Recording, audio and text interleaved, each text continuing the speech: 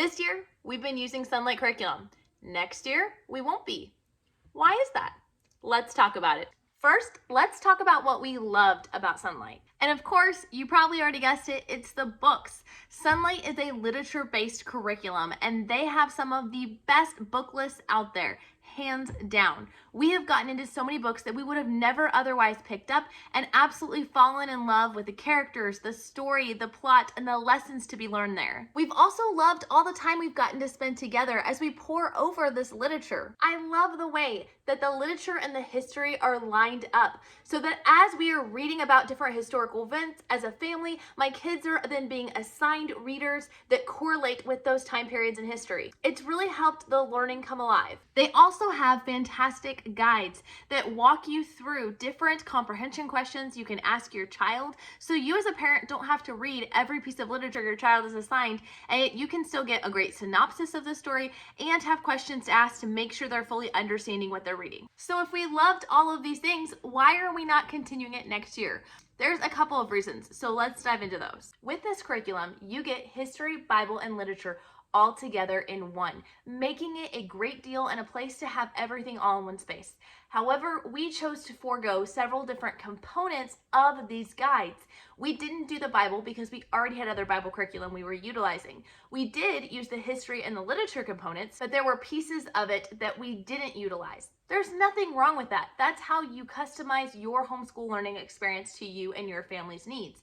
However, Sonlight is expensive enough I couldn't justify the price for next year if we were not going to use the program as a whole. But I also at the same time was not willing to give up some of the other things that I was utilizing. So for me, it was partially a budget choice. The second reason why we chose not to go with it this year is that while this is a literature-based curriculum, they do have books that they use for sort of the spine of your history. So they have you utilize the American History Children's Encyclopedia from DK Books, and you have a part 1 and part 2 of Landmarks of History. You will take turns each day reading a section from either one of these books, as well as reading a read aloud that correlates with that, and then your child will have assigned reading that correlates with that historical time period as well. And that is one of the great benefits of it. However, my kids found the reading out of the DK book to be kind of boring, and they really were struggling to keep up. Now on the flip side, they absolutely loved this series. So ultimately, mid-year, I decided to just forego this book. If they want to look through it, looking up some of the fun facts, then that's great. But otherwise, we have just started reading through this book alone and read through them chapter by chapter. It does mean that sometimes our timeline is a little bit off, but it made the program a little more doable for me, and it made it more engaging for my kids. The third reason is that it's just simply a lot. It's a lot of good things, a lot of great things even, but it's just a lot to keep up with. With a busy family, 6 kids, child with medical needs, having to go to appointments and therapies, I just couldn't keep up with all of the reading. Yes, we did utilize audiobooks for my kids, and that did help a lot. And I did cut out things like cutting out that children's encyclopedia, but it still is a lot of information to get through, and I'm not even sure that we're going to be able to completely finish it this year. But that's okay, we'll get through what we can. The fourth reason is simply because the age ranges were not going to be a good fit for next year. So we did Sonlight D and E this year, which hit a range of 10 to 13-year-olds on average, and that worked out perfectly. That encompassed all 4 of my older ones, and I knew that my little ones would have fun tagging along. They're only in kindergarten and preschool, so they have a lot of other literature that's geared towards them within their curriculums. However, next year, the next level would be going to one that is designed for 12 and 14-year-olds. And that would mean that we would need to split off and do 2 separate ones really to be able to meet the needs of each of my children.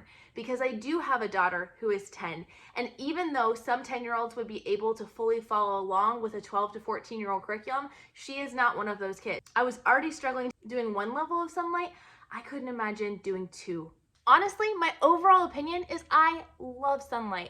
I did it as a student myself. I really enjoyed the experience. I'm glad we did it. I don't regret it at all. I ended up having to make it work for me and my family and our learning situation, and that's perfectly fine. But again, because of the cost being so high, I just couldn't justify doing it again. I will continue to use their book list and read through as many of those as possible, as they really just have a knack for finding good quality literature that's age appropriate for your child. And in high school, we may use their curriculum again for my high school students, where it is a lot more independent based rather than family style learning. But for now, we have chosen to go with a group curriculum that we can all do together. Everyone can learn at their pace and involves less pieces to the puzzle. If you want to see what we've chosen to do instead, you can check out this video here. We'll talk to you guys later. Bye.